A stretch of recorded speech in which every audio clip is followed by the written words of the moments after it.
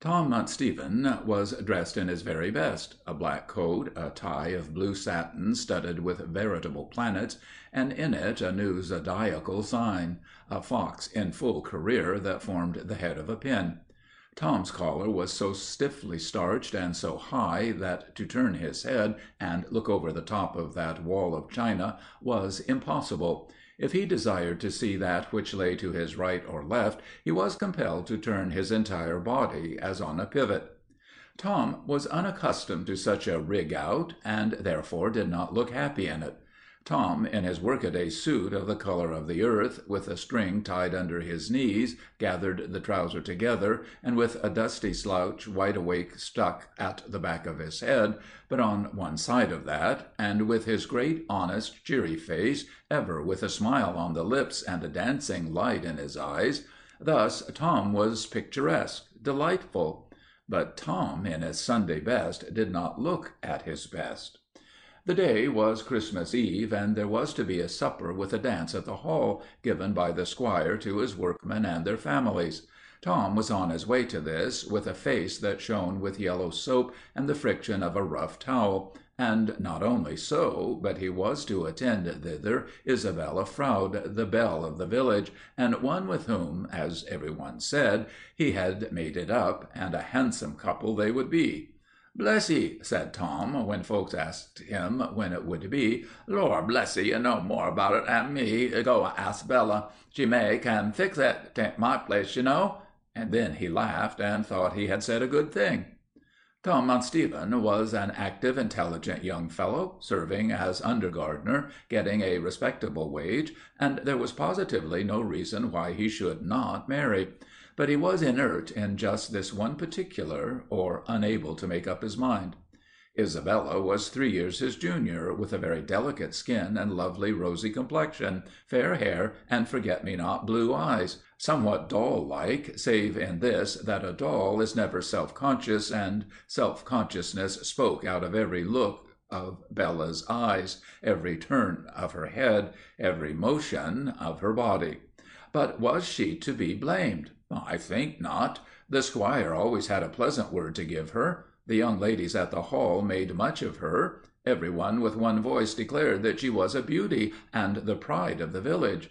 Under such circumstances she must have been endowed with unusual common sense and strength of character not to have become vain and self-satisfied.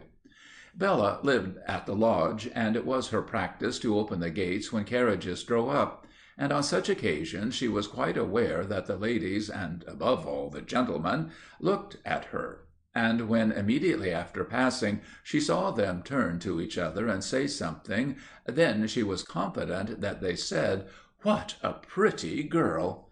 and, being obliged to keep herself neat and nicely dressed, did much towards making her attractive. It was understood, or half understood, that Tom would call at the lodge on his way to the Hall and pick up Isabella, and go on with her. It was in this way. The day before, Tom had said to her, "More wonderful thing, mayhap, Belle, than that I should come and fetch you away to the Hall tomorrow, and then you'll give me the first dance in 5 arter." "Well, I'm sure I don't mind," she had replied, and so it was understood that he should go for her, and that she should expect him. "Why, whatever you be about, Polly!" exclaimed Tom Stephen, as he called upon a tall, pale girl with pick and spade over her shoulder. That girl was Mary Mauduit, who lived with a frail, suffering little sister in a cottage, and supported herself by needlework and starching and washing. She had been a teacher in the school, but had been compelled to resign, owing to her sister's health. These two were together, and they were orphans. The child could not be left. "Why, Tom, how fine you be! Where you be going to?" That was the way in the country. A question begets another before it is answered. "I be going to the Hall. There's grand goings on there to-night." "So I've heerd, but I didn't mind it, and I reckon that Bella will be there too." "For certain, but what are you about with pick and shovel, I'd like for to know?" "Well, if you must know everything, Tom, it's for little Bess." "Not going to dig a grave?" Tom would have bitten his tongue out. He was mad with himself for uttering such a question. It had bounced out of his mouth without thought, and now he saw the color rush into Mary's face, Her eyes fill and her lips tremble. "Oh, hang me for an idjit," said Tom. "I mean it. It's just my ways, Paul. I want to say something smart and just say the wrong thing always. But what be about with them tools?" "Well, it's this, Tom. I thought I'd give little Bessie a Christmas tree. I've got a few trifles to hang on it, some oranges and nuts and a needle case and so. And I got Mrs. Wannacott to come in for an hour and sit with she whilst I went to the plantation after a tree. The squire gave me leave," she added in explanation and self-exculpation. "But, dear heart alive, you don't want a pick and spade for getting up a young spruce. You want the chopper or a little handsaw." "I don't wish to kill the tree. I thought if I get her up by the roots, I could plant her again in the garden, and she'd grow up to a big tree, and it'd be something to look at, every year growing bigger." "What size tree do you want?" "Not such a terrible big one, just middlin' like. I can't have her too small, as I ain't got no tapers like the tiny red and yaller and green uns they had up to the parsonage last Christmas. I've only got bits of common candle ends, and they'd be too heavy for a mite of a tree. How will you bring back your tree in the moors? Roots, Mary, with soil and pick all together. Well, I reckon I can make 2 journeys. You can't make 2 for the tree." Mary stood silent. "I tell you what I'll do, Polly. I'll off with this dratted collar and put aside my new coat and away with you to the plantation. If you go and mistake and have up a deodora or a Douglas instead of spruce, the squire'll kick and scream." "Oh, you're too kind, Tom, but you'll be late for the entertainment." "Oh, that's nothing. Not 2 minutes. She'll wait." He did not explain, but Polly understood that she signified Bella. But she did not know that it had been understood that Tom was to fetch the pretty girl from the lodge. "I dare say you'll let me put my coat and that dratted collar in your cottage. Lord, Polly, I'm like a donkey in a pound when I've got that collar on, jumping up and down and trying to look over the wall and clear it if I can." A couple of minutes later, Tom, divested of collar and coat, with pick and spade over his shoulder, was attending Mary Moddet when the head gardener passed. He was a Scotchman and a widower, a man of much self-confidence and independence. "What, off, Mr. Mudstephen?" The gardener addressed his subordinates with a Mr. It made himself more important, marked the distance between them more emphatically. "Yes, Mr. McSweeney, just to take up a young spruce for she." "Ta-ta," said the Scotchman condescendingly, and passed on. "It's been a bit stuffy with me," said Tom, confidingly to his companion. "What's all about I can't tell. Perhaps he guesses I knows too much, but, Lord, I'm not one to blab."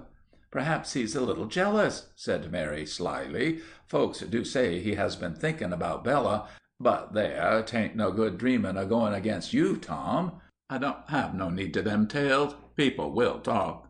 "Besides, if he were looking out for a Mrs. McSweeney, I reckon he'd go after widders. Ain't he a widderer hisself?" "That don't follow," said Mary. "Don't it? Then it art," retorted Tom. "There, don't be snuffy with me," said Mary. The getting up of a suitable tree and its transport to the cottage of the Mauduits was not a matter of 2 minutes, nor of half an hour.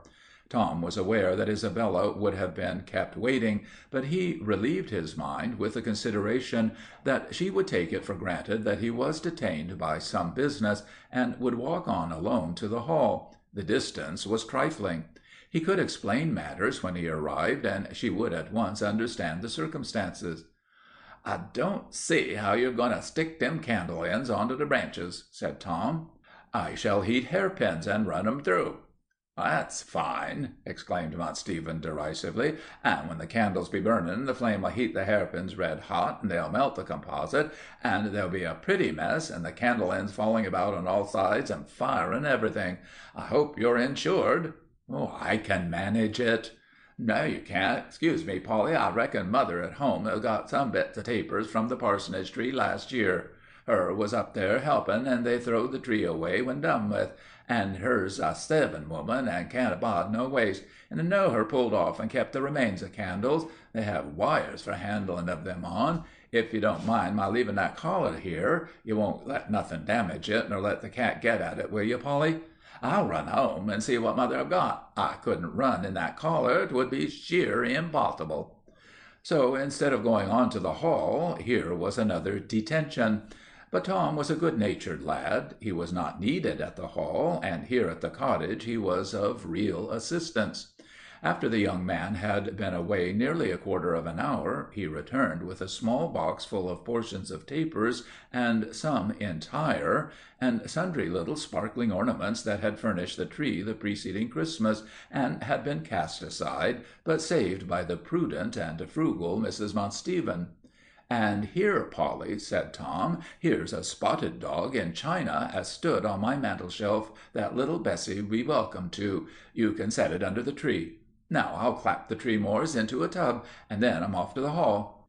When Tom, reinvested in collar and coat, arrived at the lodge and inquired for Isabella, he learnt, which did not much surprise him, that she had gone forward. So he went to the Hall by himself, not greatly concerned at being late. He knew that all who were invited would not be able to arrive punctually. There would be 2 sittings down to supper, and he would be in time for the second. When he arrived, he looked about him for Isabella, and saw her seated beside the Scotch gardener, who was helping her to trifle. With a little difficulty he made his way behind the chairs, and in and out among the servants who were waiting on the guest, to where Isabella was dipping into the trifle. "So sorry, Bella, I couldn't help it," said he. "Oh, delicious!" said Bella. "I beg your pardon?" "I was speaking to Mr. McSweeney." "I only want to say I was unavoidably detained." "The jam is strawberry," said Bella. "Whole strawberries from our own garden," said McSweeney.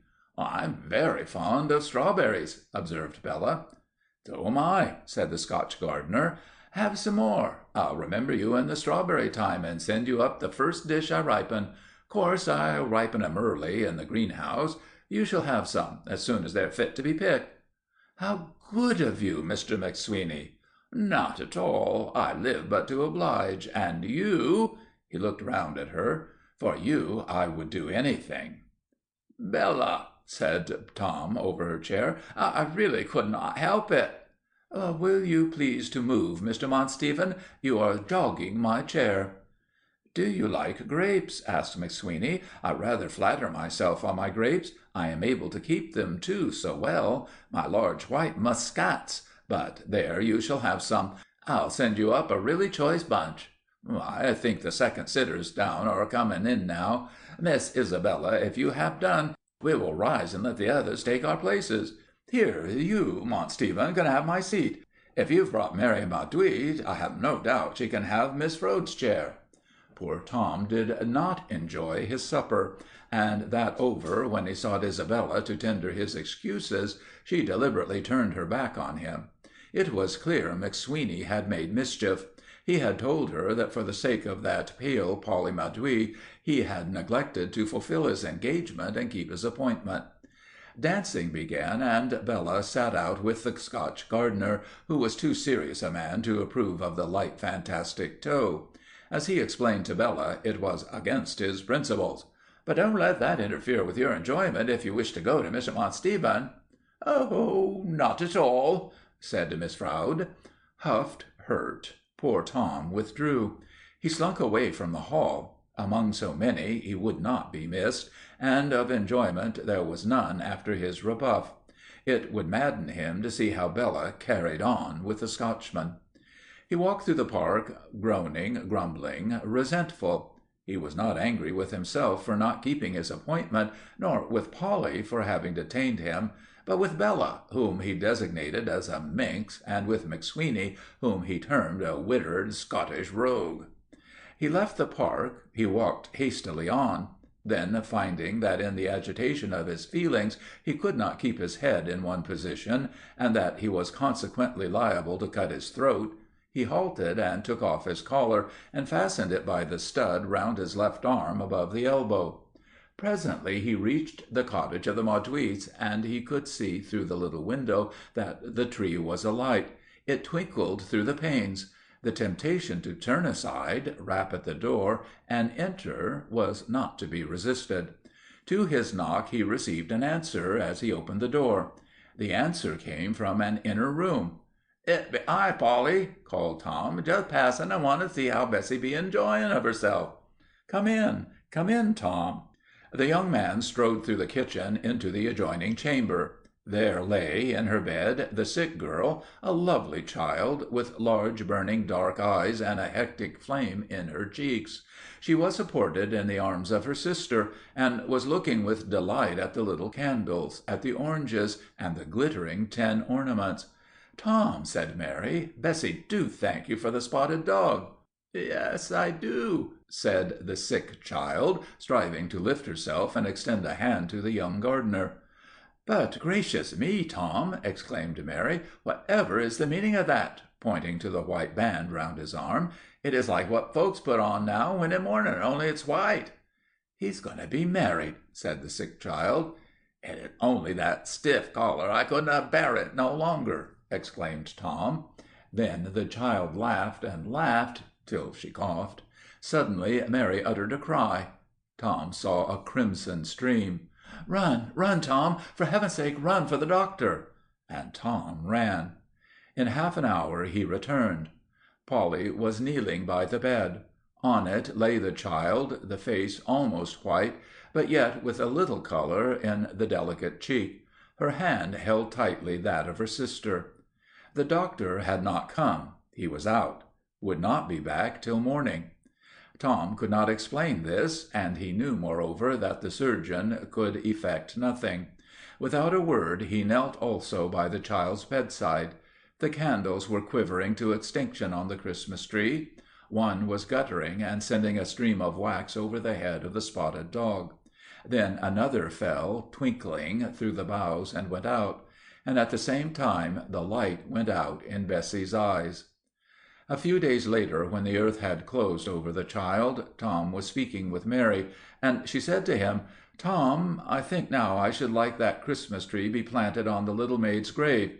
Will you oblige me by doing it?" Then, after wiping her eyes, "Tom, that is a tree of death." The head gardener triumphantly carried away Bella. The marriage took place within 6 weeks of the Christmas supper and dance. Isabella Froude had become Mrs. Sandy McSweeney, and was planted in the gardener's beautiful cottage. But in all things human there comes a change. Within a very short time certain matters started to light. What these were you shall hear from the squire's own lips as he addressed Tom Stephen.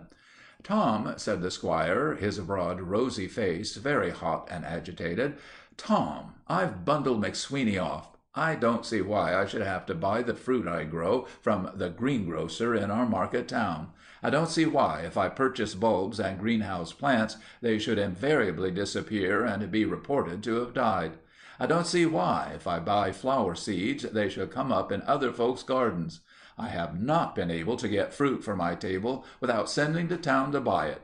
I have been ruined in procuring vast supplies of choice plants from nurserymen, and have not enjoyed them. McSweeney is off. Hang it, you may not be a professional and A1 and all that, but you are honest as daylight. I feel I can trust you, and dash my buttons, there is the situation vacant for you, if you choose to have it. And there is the cottage. The only disadvantage is that it is too large for you, and you are unmarried." "Oh, as to that, sir, that is easily remedied. I be just now on my way to the parson to get him to have marry me as next Sunday." "Mary? Mary who?" "Mary Mauduit, sir."